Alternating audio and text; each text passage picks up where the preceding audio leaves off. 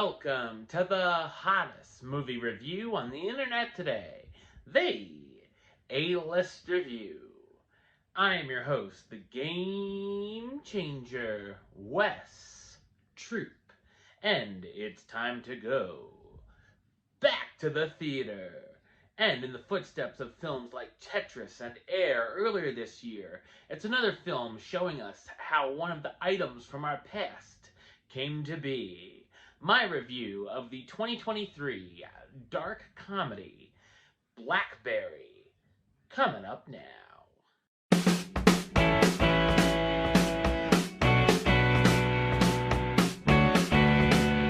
Set in 1996 in Waterloo, Ontario, Mike Lazaridis, the CEO of RIM, or Research in Motion, and his best friend and co-founder, Douglas Freegan, prepare a pitch for their new cellular device they call Pocket Link to businessman Jim Balsillie. While the pitch is unsuccessful, Jim ends up losing his job and agrees to work for RIM, but he wants to be the CEO and given half the company. Mike and Doug make a deal with him and bring him in as a co-CEO and give him a third of the company. Together they create the world's first smartphone, the BlackBerry. So what did I think of BlackBerry? I thought it's a funny and compelling biographical comedy drama. It's based on the book Losing the Signal, the untold story behind the extraordinary rise and spectacular fall of BlackBerry. The film's directed by Matt Johnson, who also plays Doug here, and is best known for his films The Dirties and Operation Avalanche.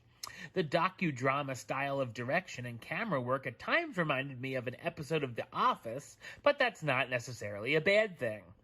The film tells a comedic tale of the story of the device, and while some elements may be fictionalized, it's highly entertaining. The film has a nice blend of humor and drama, and it's interesting that it's mostly comedic at first, and the vibe at the headquarters is fun, and the employees are goofing off while working, but as things get more serious at the business, so does the tone of the film. It's very witty throughout, and I found myself laughing at the material regularly. The film can even be suspenseful at times, where we're not sure how a business meeting may go, or when Jim is trying to do too much at once and fly to different destinations in record time. I found the story always intriguing, as I had never had a BlackBerry before and knew absolutely nothing about the backstory of this device. There's definitely some interesting things going on, from seeing the CEOs wheeling and dealing with providers such as AT&T and Verizon, trying to keep their competition at Palm Pilot at bay, and trying to poach big deals from other companies such as Google to come and work for them.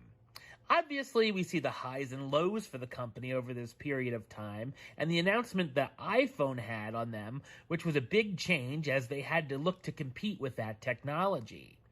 We do end up caring about these creators and feel sorry for them at times.